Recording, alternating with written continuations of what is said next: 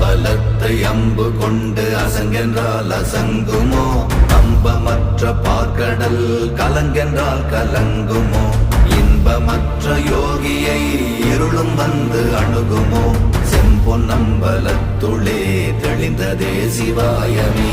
ஓம் நமச்சிவாய ஓம் ஓம் நமச்சிவாய ஓம் நமச்சிவாய ஓம் ஓம் நமச்சிவாய ஓம் நமச்சிவாய ஓம் ஓம் நமச்சிவாய ஓம் நமச்சிவாய ஓம் ஓம் நமச்சிவாய.